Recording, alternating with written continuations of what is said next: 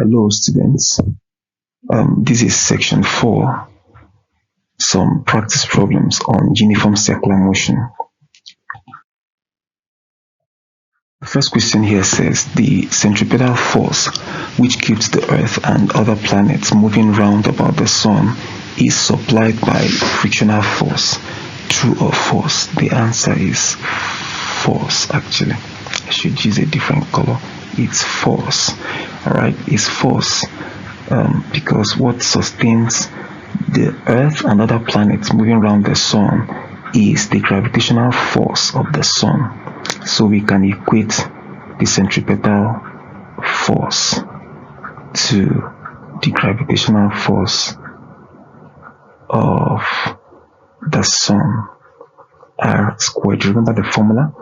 So whatever that supplies the centripetal force can be equated to the formula for centripetal force. For instance, friction, okay, can as well be equated. We have mv squared all over r is equal to the coefficient of solid friction times the normal force. Alright, for instance, if a car goes round a roundabout, what supplies the centripetal force is the friction between the tires of the vehicle and the tarred road. Okay, if you also have tension can as well, that is the force in a rope or in a string, can be equated to mv squared over r.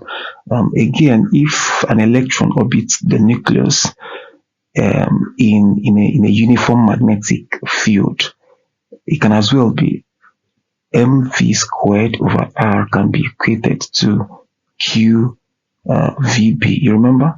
Magnetic force is equal to QVB. Of course, we can as well write it as EVB. That's the charge on an electron. It's a negative. That's a negative charge.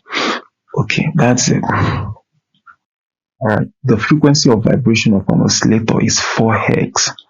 If it makes 12 cycles in t seconds, calculate the value of t. All right. I need you to remember that F is equal to N over T. Of course, period is equal to T over N. Alright, and we are given that frequency is 4 Hz and N is 12 cycles or revolutions or oscillations. Okay, so since we are looking for T, we make T the subject of the formula, and that gives us what? T will be equal to N over F.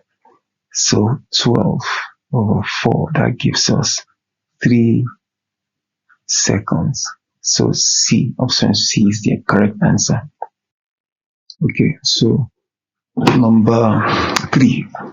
What is the frequency of vibration if the balance wheel of a wristwatch makes 90 revolutions in 25 seconds? Okay, so also recall again that F is N over T.